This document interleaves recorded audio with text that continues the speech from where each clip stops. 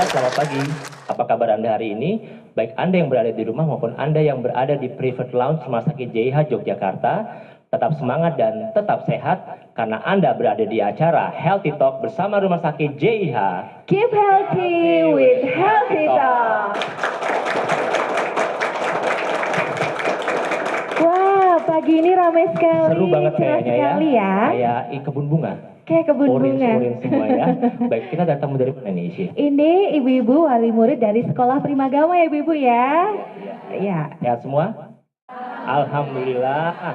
Tetap masih bersama saya Dr. Ruli dan rekan saya yang cantik. Dan juga saya Isya Dewi, dan hari ini kita akan ngobrol banyak tentang kesehatan ya dokter ya. Dan kita cari solusi terkininya. Harus dong. Ya, Isya ya, baik. Saya punya satu pertanyaan buat Isya. Kira-kira pernah nggak ya di dunia ini orang yang tidak pernah merasakan sakit kepala ataupun pusing? Orang di dunia yang nggak pernah pusing atau sakit kepala sama sekali? Mungkin nggak? Kayaknya nggak mungkin deh dokter. Mungkin ya.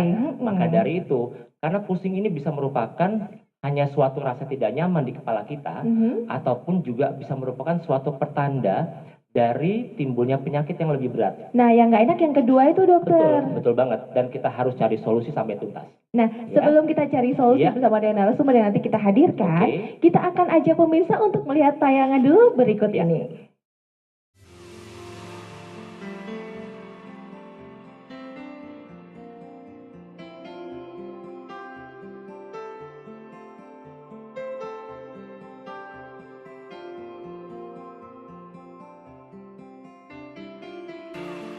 Aduh, pusing. Iya, kalimat ini sempat menjadi jargon salah satu artis kita, Peggy Melati Sukma. Hal tersebut muncul karena memang hampir semua orang di dunia ini pernah mengalami pusing. Selain itu, banyak yang mendefinisikan pusing dengan sakit kepala, karena sensasi pusing membuat terasa yang tidak nyaman bagi seseorang. Penyebab dan penanganan pusing pun tidak selalu sama, karena definisi pusing itu sendiri beragam. Ada sensasi pusing berputar atau dalam bahasa medis disebut dengan vertigo. Kemudian ada pula istilah migrain, sakit kepala sebelah, dan beberapa jenis pusing yang lainnya. Lalu bagaimana kita dapat membedakannya? Simak selengkapnya di Healthy Talk untuk episode hari ini.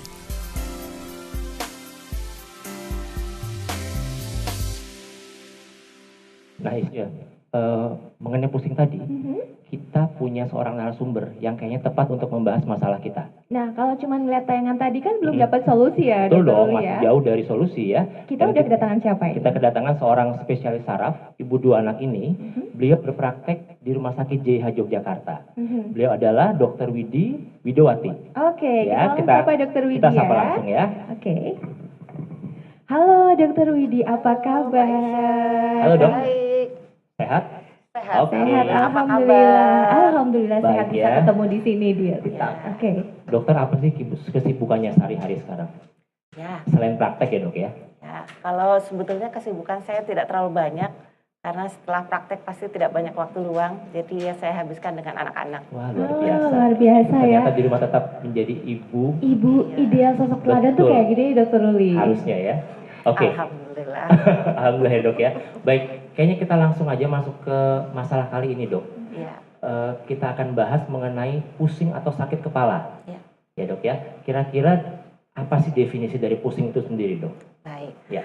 Kalau definisi tentang nyeri kepala, mungkin kita harus tahu dulu bahwa nyeri kepala itu adalah rasa nyeri atau rasa tidak nyaman, Oke. rasa tidak menyenangkan di daerah bagian seluruh kepala. Seluruh kepala ya dok? Ya, meliputi dari bawah dagu sampai dengan ke bagian belakang kepala, seperti itu. Oke, baik. Ya. Jadi batasannya dari bawah dagu sampai seluruh kepala bahkan sampai bagian Belakang kepala. Berarti seluruh kepala dari depan, Iya, muter sampai ke belakang. semuanya itu tadi ya. Betul. Sensasi rasa tidak nyaman ya dok ya? Iya.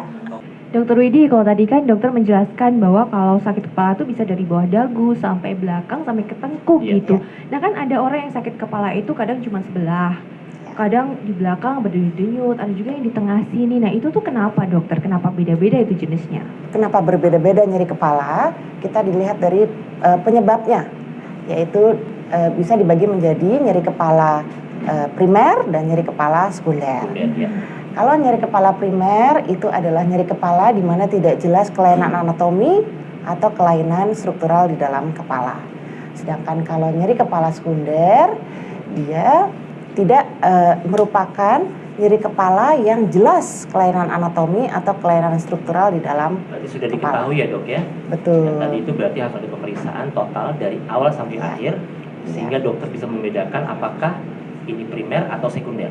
Betul. Oke. Baik, tadi kalau Ngomong-ngomong, gimana? kelainan anatomi itu kayak gimana nih dokter? Wah, saya nggak ngerti nih kelainan anatomi. Ya, apa itu dok? Ya. Bahasa awamnya mungkin ya. Baik. Begini, mungkin kalau kelainan anatomi saya bisa menjelaskan dulu contohnya. Kalau nyeri kepala primer itu contohnya yang paling banyak terjadi adalah nyeri kepala tipe tegang, kemudian disusul dengan migrain. Dengan prevalensi yang lumayan tinggi ya, angka kejadian 79 sampai 87%. Lumayan tinggi dok ya? Ya, itu Oke. lumayan tinggi. Artinya ditemui hampir setiap hari, bisa cuma setiap hari? Iya, betul. Oke. Kemudian kalau nyeri kepala sekunder, dia bisa berhubungan dengan penyakit lain, baik itu penyakit saraf sendiri ataupun nyeri kepala yang berhubungan dengan penyakit lain, Ya. seperti mungkin dari bagian mata, THT, gigi dan mulut dan sebagainya. Contohnya kalau penyakit saraf bisa karena stroke, itu bisa memicu nyeri kepala, kemudian tumor di dalam otak, infeksi di dalam otak. Pasca kecelakaan itu juga bisa membuat nyeri kepala. Kemudian kalau dari bidang lain seperti kalau THT sinusitis itu juga bisa memacu. Itu apakah nyerinya akan hilang timbul atau terus-menerus dirasakan oleh si pasien? Ya, kalau untuk nyeri seperti itu kembali lagi ke penyebabnya dok. Kalau memang masalahnya karena contohnya sinusitis, pasti kita akan melihat bahwa pasien akan mengeluh juga di bidang yang sama, THT dulu. Bagaimana seperti itu? Ya. Artinya semua akan berhubungan ya dok? Iya, betul. Oke dok, kalau gitu. Baik, tadi ada tipe tegang dokter sebutkan. Iya.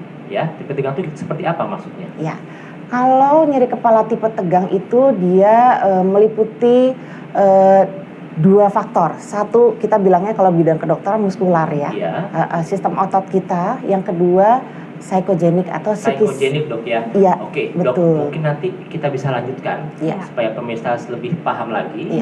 Karena kita akan balik setelah yang berikut ini, tetap di Healthy Talk bersama Rumah Sakit JIH. Keep healthy with Healthy Talk.